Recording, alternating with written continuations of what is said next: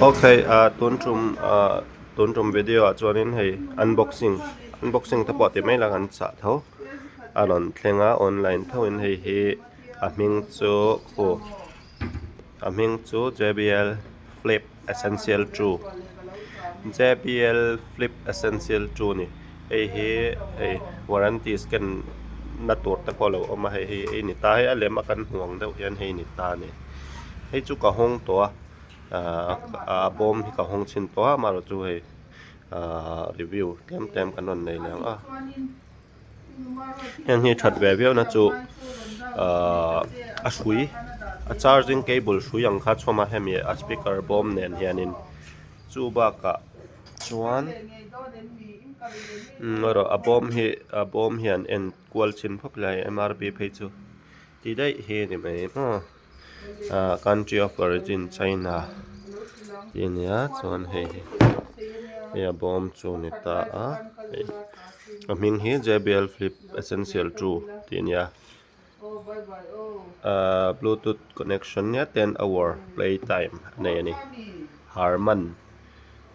JBL feature sound kha a bass mo ari thum ang chi te po kha khang kharon om don hei kan hong ngal ke wang hetlai po hon mai tur hian hei ol sam khop me tian helai hianin emi alem ron lang ngal hian atinal khop maya bom chung hi chuan hi aron chom ka ti chu ni ta ni hi aron chomatin hei electronic kho tun hnaya hei kan cha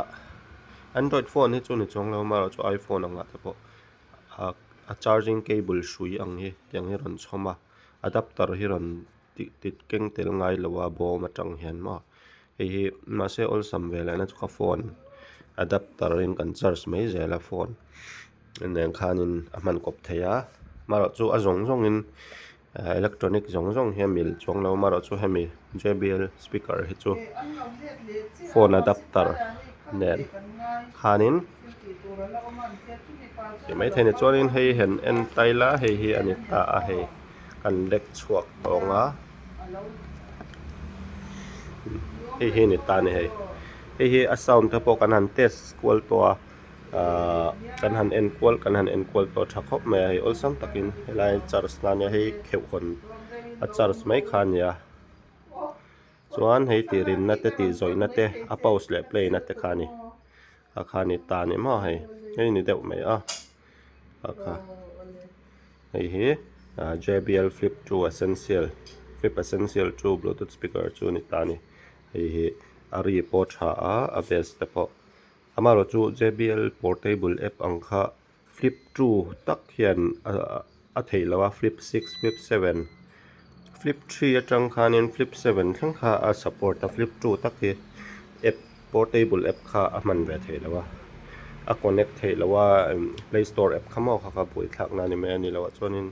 a sound quality a bass a rithum ang chi te music play nan chuan budget saving a thakop me aman po ma chuan hei bom box khani mai ta hei